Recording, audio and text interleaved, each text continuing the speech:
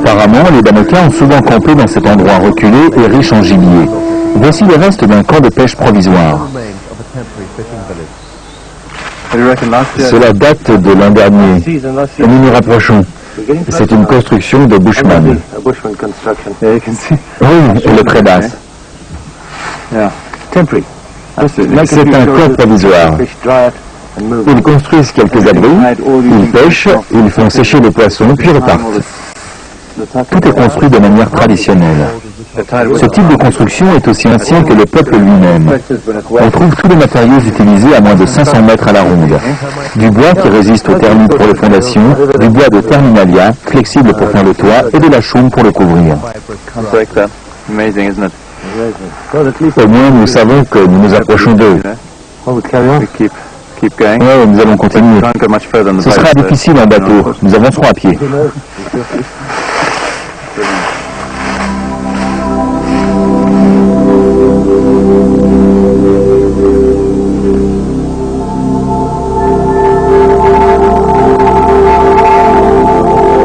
Nous sommes ravis d'avoir trouvé des preuves de l'existence des Bushmen des rivières, mais tout le monde n'est pas convaincu.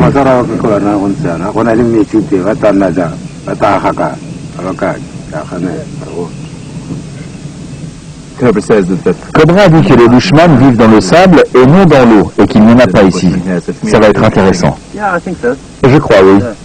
Les Bushmen vivent dans le sable. Peut-être que ceux qui vivent ici croient que leur peuple ne vit que près de l'eau. Mais nous verrons bien.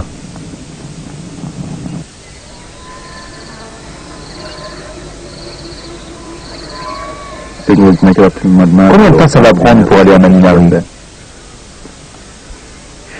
Nous pouvons parcourir 60 km aujourd'hui, comme nous pouvons en faire 10. Cela dépend de ce que nous croiserons sur la route.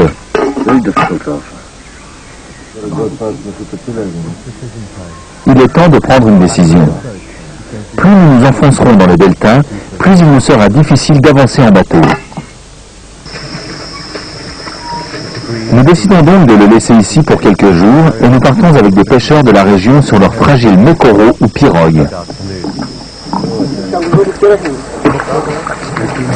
Aussi loin que l'on se souvienne, les mokoro ont toujours été utilisés ici. Traditionnellement, ils sont taillés dans les arbres à saucisses dont le bois, à la fois résistant et léger, ne se fend pas. La perche, appelée ungashi, est faite à partir d'un bois flexible, le Terminalia sericea.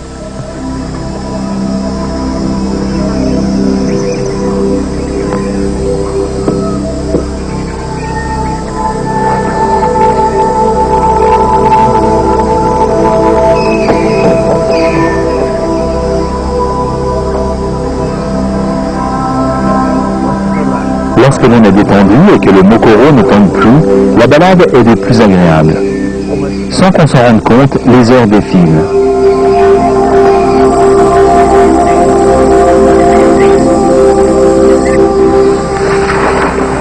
Il est temps de s'arrêter et d'explorer les environs.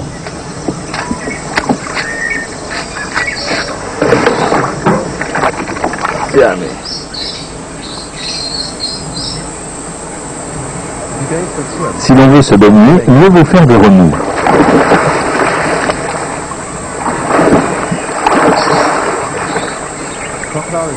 Le crocodile aura moins tendance à attaquer quelque chose d'inconnu. Votre serviteur se débattant dans l'eau, par exemple. Pendant ce temps, Cobra a rencontré John Setabusa, une sorte de légende locale. John montre à Cobra comment faire du vin de palme, une boisson locale qui peut être fatale. Voici des palmines. Tout d'abord, on les brûle pour se débarrasser des feuilles et faire monter la sève. Ce procédé est bien connu dans le delta, mais peu utilisé dans le désert, car le risque d'incendie y serait trop élevé.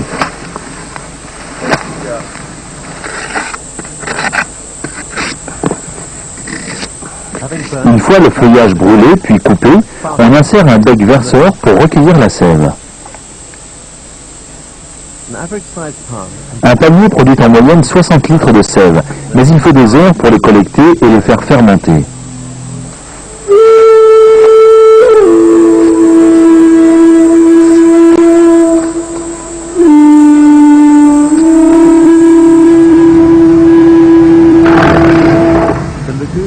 Ce lagon est riche en poissons, en partie grâce aux hippopotames. En effet, chaque animal produit jusqu'à 50 kg par jour d'excréments riches en nutriments, ce qui attire de nombreux poissons.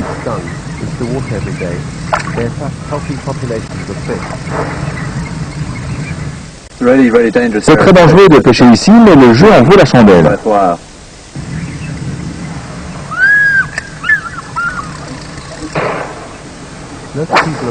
Les habitants de la région évitent les eaux profondes car les hippopotames ont un instinct territorial très développé et s'en prennent sans hésiter aux pirogues.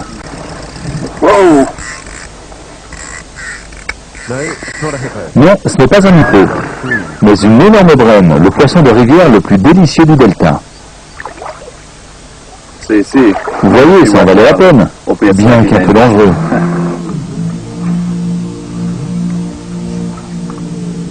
À présent, il nous faut des légumes.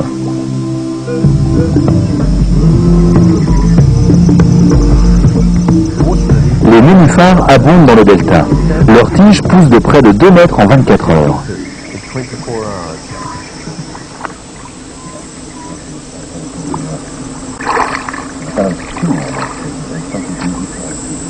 En Banoka, on les nomme tsi. Leurs tubercules, riches en glucides, sont récoltés et consommés.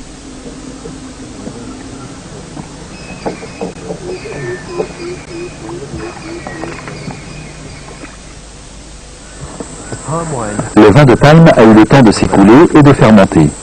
On peut en consommer de petites quantités, mais si on en boit trop, on risque la cécité.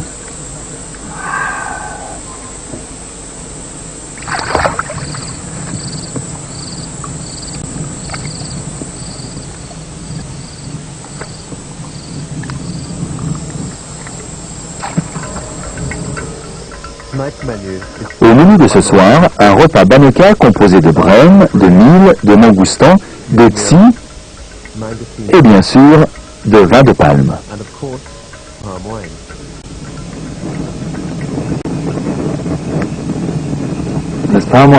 Fameux ce vin de palme.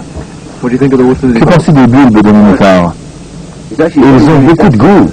C'est réellement différent d'un légume occidental.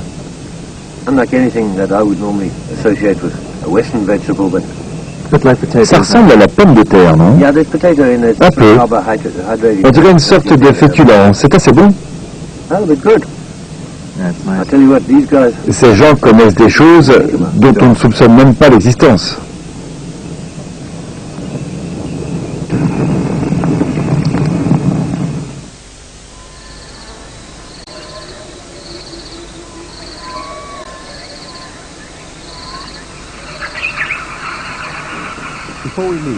Avant de reprendre la route, je me lève tôt pour voir de nouveaux arrivants. Ces guêpiers écarlates ont émigré d'Afrique centrale pour nicher ici. Tout d'abord, ils cherchent leurs cousins locaux, les guêpiers à front blanc, puis creusent leur nid à proximité des leurs dans les dunes de sable.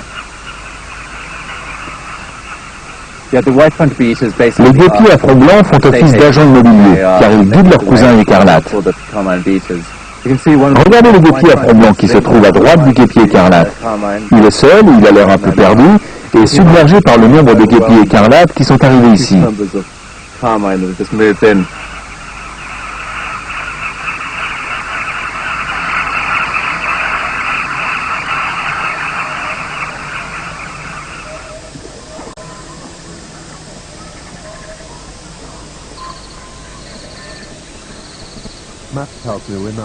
Map m'informe que nous nous approchons d'un village. C'est probablement notre dernière chance de rencontrer des membres de la tribu Banoka.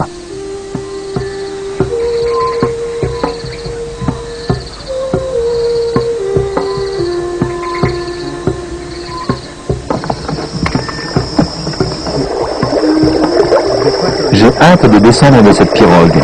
Mon père voyageait souvent à Mokoro et souffrait d'horribles hémorroïdes. La rumeur dit que Map aussi.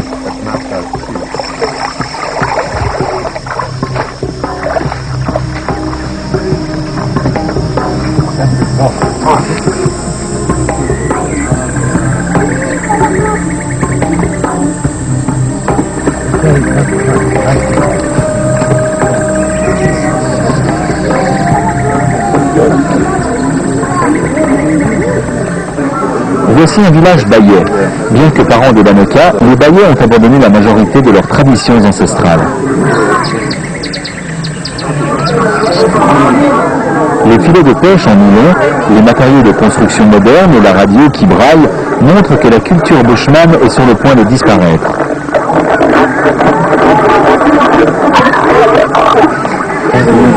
Le protocole veut que nous rencontrions les doyens du village. Il est important qu'ils nous accueillent. Dis-leur que nous sommes heureux d'être dans leur village et de les rencontrer.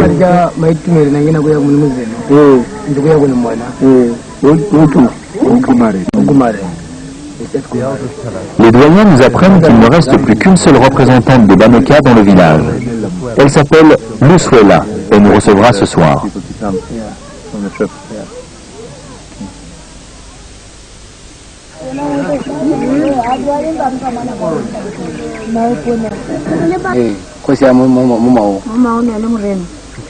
Luswela a abandonné le mode de vie semi-nomade pour vivre seule dans le village.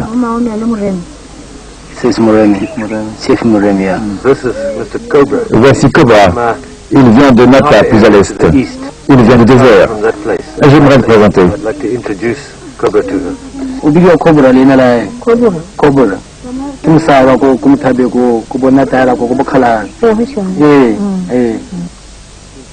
Cobra et Luswela parlent des dialectes différents. Ils conversent donc en Setswana, notre langue nationale.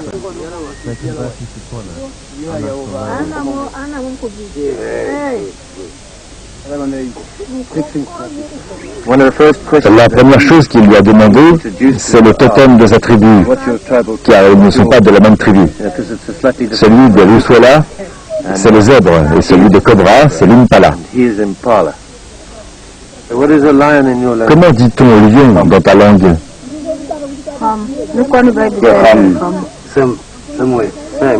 C'est le même mot. Finalement, Cobra semble convaincu que des Bushmen peuvent survivre dans les marécages. Pourquoi ne restait-il aucun Banaka?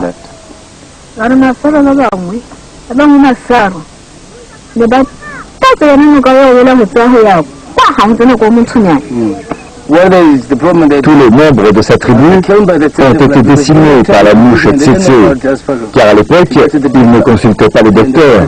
La médecine traditionnelle des Banaka n'a été d'aucune utilité contre la mouche tsetse et la maladie du sommeil. Beaucoup sont morts dans les camps de pêche reculés.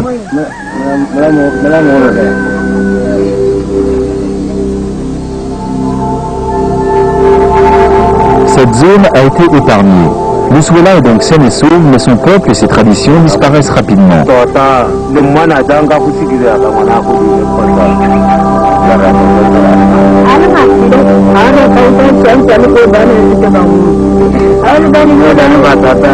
nous tous, le voyage a été long, mais gratifiant. Et c'est un privilège d'avoir rencontré l'une des dernières représentantes d'un peuple si accueillant.